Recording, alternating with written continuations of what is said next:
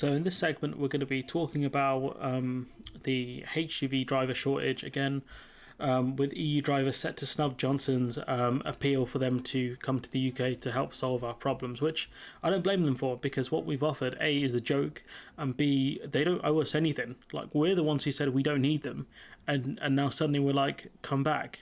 Like, no, you can't treat people like this. Honestly, you can't. And the UK are getting our just desserts for the way we have spoken to, treated, derided people from the EU, and this is it. This is our just desserts. So, if we look at the article, European lorry drivers are likely to shun the UK despite an expected relaxation of visa rules for truckers as Johnson scrambles to ease the fuel crisis that has led to panic buying at forecourts across the nation, the EU's leading haulage association has told the Eye.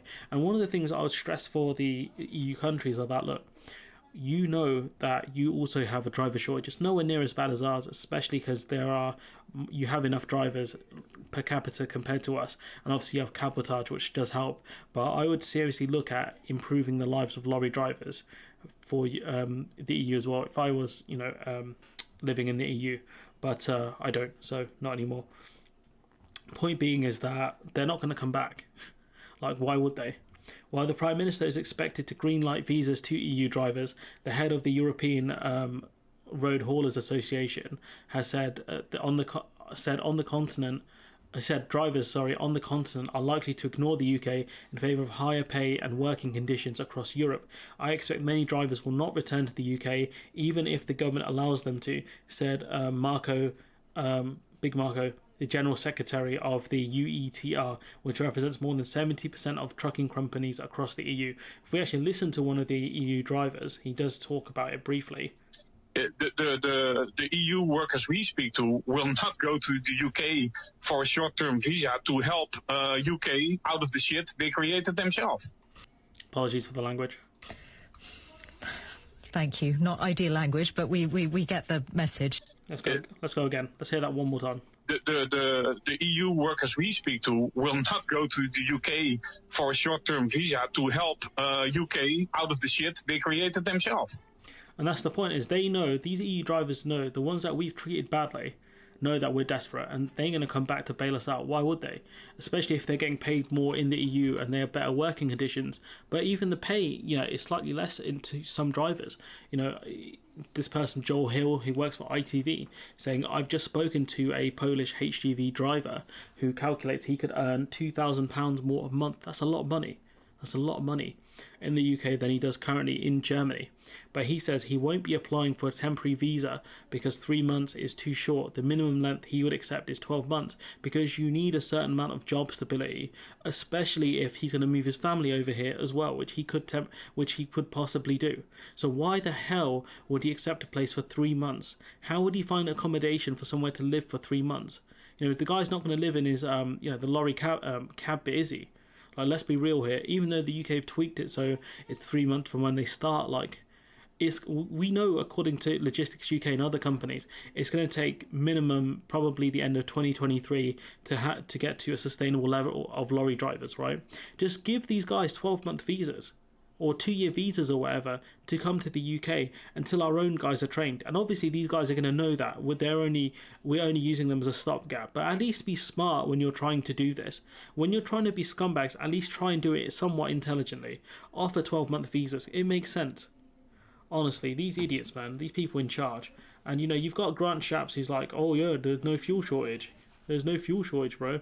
But then we know there is a fuel shortage, especially it's bad in the southeast, which we'll talk about. You've got people following around a mortar tanker looking for petrol. So if we look at the story, a tanker driver has told of how he was tailed by about 20 drivers who were dismayed to discover he was not transporting petrol. So Johnny Anderson even, who drives for Weaver Haulage, was transporting 44 tonnes of mortar from Bliston, Wolverhampton to a building site in Northamptonshire. Stay classy, Northampton. When he reached his destination, he saw a line of traffic backed up behind him. The man at the front actually said, "You could have stopped and told us you weren't a petrol tanker." Why would he care? It doesn't say petrol anywhere on the lorry. It says Weaver. Fair enough, this bit's blurred out, but that says Weaver on it. Which petrol station is called Weaver? This incident came as lengthy queues formed at forecourts amid petrol shortages. Mr. Anderson said from Harsworth, Nottinghamshire, said he was delivering cement to the David Wilson Homes development at Overstone. It's not far from where I am, to be fair. On Thursday, he was on the A43 when he realised he was being followed. I didn't notice initially, but on the dual carriageway, I noticed nobody was overtaking me and saw a string of about 20 cars. When I eventually turned left into the road that would take me to the site entrance, all these cars turned left with me. 3/4 of a mile, he stopped at the site entrance, heard cars honking, thinking something had fallen off his vehicle. He gets out, the man at the front wound down his vehicle and asked me which petrol station he's going to. When I said I wasn't, he asked me why not. And I said I wasn't carrying a petrol. He goes, you could have stopped and told us you want a petrol tanker?